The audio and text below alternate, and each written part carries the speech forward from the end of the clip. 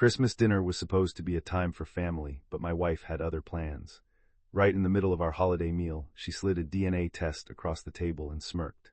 She announced that our son wasn't actually mine, and that she was taking half of everything we owned. I didn't yell or flip the table like she probably expected me to. Instead, I calmly took a sip of my drink and told her to check her inbox immediately. Her smug smile vanished the second she opened the message, because she realized I knew exactly who the real father was. The evening started normally enough, with the smell of roasted meat filling the dining room. I stood at the head of the heavy oak table and sharpened the carving knife against the steel rod. My parents and Sarah's parents watched me with hungry anticipation as I sliced through the golden skin of the bird. Steam rose from the platter while I placed generous portions of white meat onto every plate. Everyone seemed happy, unaware that the atmosphere was about to shift drastically. Just as I sat down to enjoy the meal, Sarah stopped eating and reached under the table. She pulled out a thick white envelope and slammed it onto the tablecloth right beside the gravy boat. The sudden noise made her mother jump and drop her fork onto her porcelain plate. Sarah cleared her throat aggressively to ensure she had the undivided attention of every person in the room. I looked at her, wondering if she had finally decided to execute her plan. Sarah did not say a word at first as she pushed the envelope across the table. Her manicured fingers guided the paper over the holiday runner until it hit the edge of my dinner plate. My parents looked back and forth between us, confused by the sudden tension in the room. She tapped the paper twice with her index finger and gave me a cold, challenging look. It was clear she wanted me to open it right there in front of everyone. I refused to give her the satisfaction of seeing me panic or react with anger. I calmly lifted my crystal wine glass and took a long, deliberate sip of the red liquid. Sarah's eyes widened slightly as she waited for my explosion, but I simply set the glass back down. I wiped my mouth with the napkin and slowly reached for the seal of the envelope. The room remained silent as I tore the paper open to reveal the documents inside. The document confirmed exactly what she had threatened earlier that day regarding the paternity test results. I scanned the lines quickly, noting the 0% probability of paternity listed at the bottom. Instead of arguing, I reached into my pocket and retrieved my smartphone. I unlocked the screen and navigated to my drafts folder where a specific message waited. With a single tap of my thumb, I sent the email that would change the course of the evening. I looked her in the eye and told her she should check her messages immediately. Sarah scoffed at first, but her curiosity eventually got the better of her. She pulled her phone from her jacket pocket and unlocked it with an annoyed sigh. Her thumb hovered over the screen as she refreshed her inbox to see what I had sent. The smirk remained on her face right up until the moment the new email appeared at the top of the list. The color drained from her face as she clicked on the attachment included in the email. She held the phone closer to her face, squinting as if she could not believe the image on the screen. Her hand began to tremble violently, causing the device to shake in her grip. She looked up at me with sheer panic replacing her earlier confidence. It was obvious that she had never expected me to find out about her secret activities. I pushed my chair back and stood up while the rest of the family watched in stunned silence. Sarah remained frozen in her seat, her eyes fixed on me with a look of pure dread.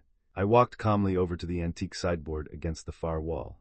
I opened the top drawer and pulled out a thick manila folder that I had stashed there earlier. It was time to show everyone exactly what kind of person Sarah really was. I returned to the table and held the folder directly over the DNA results she had provided. With a flick of my wrist, I let several high-resolution photographs spill out onto the festive tablecloth. The glossy images scattered across the surface, landing between the turkey and the mashed potatoes. My mother gasped audibly as she caught a glimpse of what the pictures depicted. Sarah looked down at the physical evidence of her betrayal, unable to deny what lay before her. The realization that I had physical copies hit her hard, and her grip on the phone failed completely. The device clattered loudly onto the hardwood floor, but she did not even flinch at the sound. Her face went completely pale, making her red lipstick look stark and jarring. She looked up at me, her mouth opening and closing without producing any sound. The arrogance she had displayed just minutes ago was now entirely gone. I leaned over the table and pointed a steady finger at the photographs spread out before us. I asked her if she thought she could keep this hidden while trying to take my assets. The images were undeniable, showing her in places she claimed she had never been. Her parents leaned in closer to see what I was pointing at, their expressions shifting from confusion to shock. I made sure every person at the table saw the truth clearly. Panic finally set in, and Sarah lunged across the table in a desperate attempt to hide the evidence. Her fingers clawed at the tablecloth as she tried to snatch the photographs away from her parents' view. I anticipated her move and quickly swept the pictures up before she could touch them. She nearly knocked over a wine glass in her frantic struggle. I took a step back, holding the incriminating photos safely out of her reach. I held the pictures up so the rest of the family could see them from a distance. The images clearly depicted Sarah entering a downtown hotel lobby with a man in a gray suit. Other shots showed them laughing together at a bar and entering a hotel room on several different dates. The timestamps in the corner of each photo proved this had been going on for months. There was no way she could claim these were innocent meetings. I finally spoke to address the stunned room, explaining exactly what the email and photos represented. I told Sarah that the file contained comprehensive surveillance photos proving I knew who she was seeing. She had thought she was plotting a surprise ambush for me, but I had been watching her plan it for weeks. The man in the photos was not just a random lover. I knew exactly who he was and why she had chosen him specifically. After ensuring everyone had seen enough, I began to collect the photographs from the table. I stacked them neatly and slid them back into the manila folder one by one. This evidence was too valuable to leave exposed to potential spills or Sarah's desperate hands. I tucked the folder under my arm, feeling the weight of the leverage I now held. Sarah watched me secure the documents, realizing her plan had completely backfired. There was nothing left to discuss over dinner, so I turned my back on the table. I walked purposefully down the hallway toward the main entrance of the house. I unlocked the heavy wooden door and swung it wide open, exposing the warm interior to the freezing winter night. A gust of cold wind rushed in, chilling the hallway instantly. I stood by the open door and waited for Sarah to get the hint. Sarah followed me into the hallway, her parents trailing nervously behind her. I gestured sharply toward the driveway and told her she was no longer welcome in my home. She looked at me with tears welling in her eyes, expecting me to soften. I repeated that she needed to leave immediately and take her scheme with her. My voice remained calm but firm, leaving no room for negotiation or argument.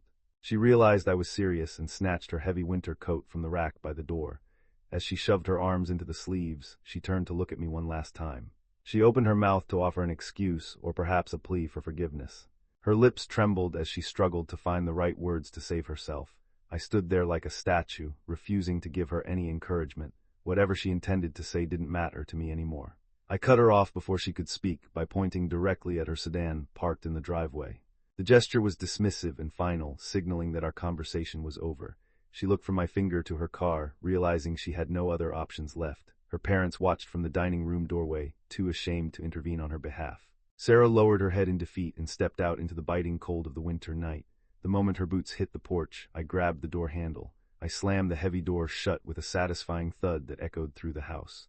I immediately turned the deadbolt, locking her out of my life for good. The silence that followed was heavy, but it felt incredibly peaceful. I walked back to the dining room where my family sat in stunned silence. I sat down at the head of the table and placed my phone next to my plate.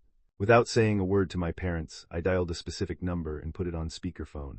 The line rang 3 times before a professional voicemail greeting picked up. It was time to execute the final part of my response. The voicemail belonged to a representative at the State Bar Association's Ethics Committee. I left a detailed message stating that I had secured irrefutable evidence regarding a serious violation. I explained that I possessed photographs and emails documenting an illicit relationship. My parents listened intently as I described the nature of the misconduct. This was not just about a cheating wife, it was about professional malpractice. I revealed the identity of the man in the photos to the recording on the phone. The real father of the child was the high-profile divorce lawyer Sarah had hired to destroy me. This proved a direct conflict of interest that strictly violated legal ethical codes. He had been sleeping with his client while plotting to take my assets in court. The paternity test she threw at me was the final proof of their affair. This revelation ensured that any settlement she hoped to get was now completely compromised. Not only had she lost her leverage, but her lawyer was about to lose his license to practice law. Reporting this relationship to the board meant his legal career was effectively over. Sarah had tried to ruin me financially, but she had only succeeded in destroying her lover's livelihood. Justice had been served swiftly and without mercy. I ended the call and placed the phone face down on the table. The room was quiet, save for the crackling of the fireplace in the corner. I picked up my knife and fork, feeling a renewed appetite now that the truth was out. I reached for the serving platter and served myself a large, warm slice of the roast turkey. It turned out to be a very Merry Christmas after all.